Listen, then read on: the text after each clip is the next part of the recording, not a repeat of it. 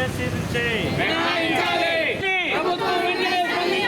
విద్యాశాఖ మంత్రి వెంటనే సాధిద్దాం సాధిద్దాం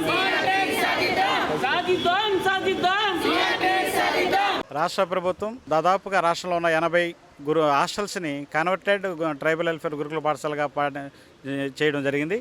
అదేవిధంగా ఈరోజు మొత్తం మీద గురుకుల పాఠశాలలో ఉండేటటువంటి ఉపాధ్యాయుల్ని ఒక ప్రయోగశాలగా చేసి వీళ్ళందరినీ కూడా అవుట్సోర్సింగ్లో పెట్టి తక్కువ జీతాలు ఇస్తూ ఎక్కువ పని చేయించేటటువంటి పరిస్థితుల్లో కొనసాగుతున్న ఈ తరుణంలో మెగా డిఎస్సి పేరుతో రాష్ట్ర ప్రభుత్వం ప్రకటించింది. ఈ మెగా డిఎస్సి పేరుతో దాదాపుగా ట్రైబల్ వెల్ఫేర్ గురుకుల పాఠశాలలో 2250 పోస్టులను ఇస్తామని ప్రకటించారు. మేమంతా సంతోషించాం.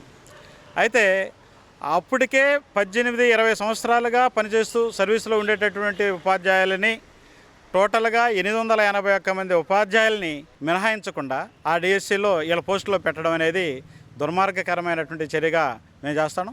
ఈరోజు 18-20 సంవత్సరాలుగా పనిచేస్తున్నటువంటి వీళ్ళందరూ కూడా డిఎస్సిలో పాల్గొని మీరు ఇప్పుడు ఉండేటువంటి కొత్త పిల్లలతో పోటీపడి ఉద్యోగాలు సాధించండి ప్రభుత్వం చెప్పడం అనేది సరైనది కాదు. 881 ట్రైబల్ వెల్ఫేర్ టీచర్ పోస్టులని అలాగనే హాస్టల్ నుంచి కన్వర్ట్ అయినటువంటి గురుకుల పాఠశాలలో ఉండే వీళ్ళందరూ కూడా మినహాయించి రాబో రోజుల్లో డిఎస్సిని వెంటనే ప్రకటించి వీళ్ళందరికీ జాబ్ సెక్యూరిటీని కల్పించాలని చెప్పని మేము డిమాండ్ చేస్తా ఉన్నాం. విశాఖ జిల్లాలో అంటే అల్లూరు సీతారామరాజు జిల్లాలో కొయ్యూరు గురుకుల పాఠశాలలో వంతాల మనోజ్ అనే అబ్బాయి హాస్టల్ నుంచి గురుకుల పాఠశాల నుంచి వెళ్ళి చనిపోవడం జరిగింది.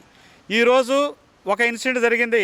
ఇలాంటి ఇన్సిడెంట్లు భవిష్యత్తులో జరిగితే ప్రభుత్వం దీని బాధ్యత వహిస్తుందా అని చెప్పి అడుగుతా ఉన్నాం.